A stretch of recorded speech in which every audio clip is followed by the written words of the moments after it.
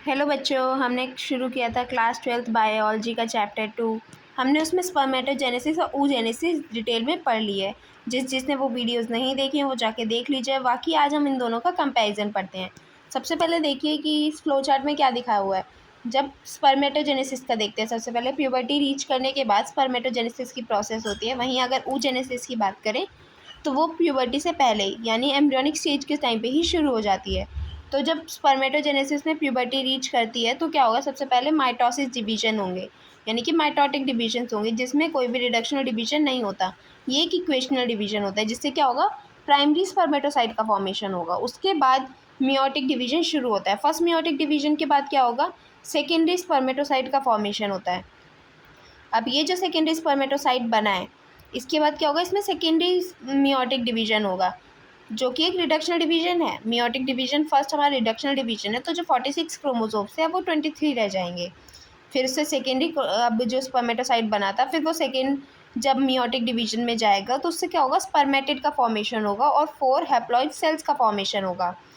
अब ये जो स्पर्मेटिड्स बने हैं फर्दर ट्रांसफॉर्म होकर स्पर्मेटोजोआ का फॉर्मेशन करेंगे by the process of spermiation. अब इसके बाद अगर हम ooजेनेसिस की बात करें तो ooजेनेसिस जो है वो एम्ब्रियोनिक स्टेज पर ही शुरू हो जाती है और उसी टाइम पर वो क्या होगा, अरेस्ट हो जाएगी।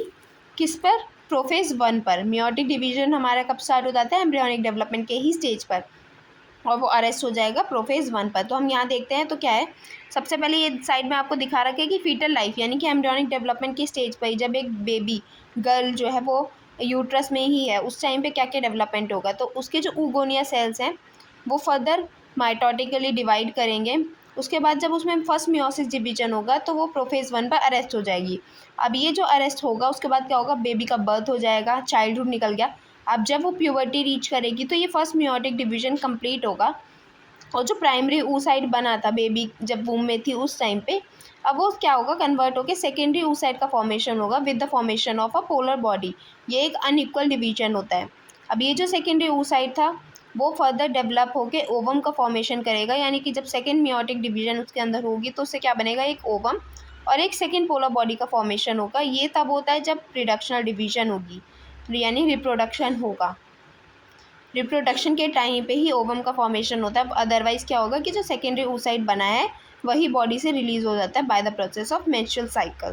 तो आई होप आप लोगों को ये दोनों का कंपैरिजन समझ आया होगा। समझ आया हो तो वीडियो को लाइक करिएगा, चैनल को सब्सक्राइब करिएगा।